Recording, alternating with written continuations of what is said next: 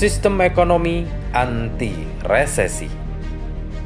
Dan barang siapa menaati Allah dan Rasul Muhammad, maka mereka itu akan bersama-sama dengan orang yang diberikan nikmat oleh Allah, yaitu para nabi, para pecinta kebenaran, orang-orang yang mati syahid, dan orang-orang soleh. Mereka itulah teman yang sebaik-baiknya. Secara aktual, resesi ekonomi harusnya terjadi tahun 2021, namun tertahan oleh COVID-19 dengan regulasi-regulasi negara menggelontorkan banyak dana ke pasar. Namun ini hanya sementara, kapitalisme akan tetap terus menyedot uang rakyat dan terus menggelembung dan meledak. Dan ledakan besar itu diprediksi benar-benar terjadi pada tahun 2023. Ledakan balon besar itu terjadi karena kapitalisme terus-menerus memperbesar utang disertai kenaikan bunga tanpa memperhitungkan kemampuan bayar. Belum lagi pasar saham dan pasar sekunder yang terus-menerus mengkapitalisasi dana real sehingga semua tersedot ke dalam bursa saham. Ibarat darah yang mengalir ke tubuh, tersedot hingga kehabisan, maka terjadilah penyakit jantung. Jika tidak segera diinfus darah baru, dapat menyebabkan kematian mendadak. Inilah bahaya laten kapitalisme, sistem fractional reserve, sistem pinjaman berbunga, sistem judi di bursa saham, dan lain-lain. Membuat ekonomi menggelembung. Terlihat ekonomi besar karena kapital begitu besar, tapi itu ternyata hanya ilusi karena dikuasai segelintir orang.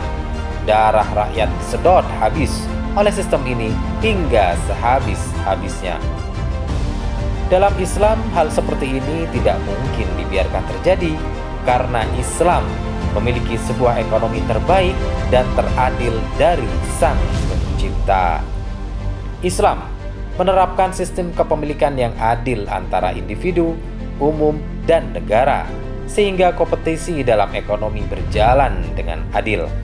Islam menerapkan yang namanya Baitul Mal yang memberikan bantuan kepada rakyat berupa modal tanpa riba, bahkan modal cuma-cuma bagi kalangan rakyat miskin, bahkan mendistribusikan kepemilikan umum secara merata. Islam fokus pada sistem distribusi kekayaan, bukan sekedar produksi dan kapital, sehingga rakyat kecil terperhatikan. Islam menerapkan sistem syirkah dan menghapus bank dan bursa saham, sehingga uang tidak berhenti di lembaga keuangan, tapi benar-benar 100% beredar di pasar-pasar rakyat. Islam mendistribusikan kepemilikan tanah secara merata dan mengharamkan sewa tanah, sehingga tanah pertanian berproduksi secara maksimal, bebas dari krisis pangan. Islam menerapkan sistem mata uang berbasis emas, perak, dinar, dirham yang jelas anti inflasi, sehingga harta kita terjaga dari penurunan nilai. Inilah sistem ekonomi yang terbukti anti resesi karena menjaga distribusi kekayaan, menjaga aliran darah yang sehat pada rakyat agar tidak menumpuk pada sebuah lembaga penyimpanan, menjaga dari akad-akad kezaliman seperti riba, judi, dan lainnya.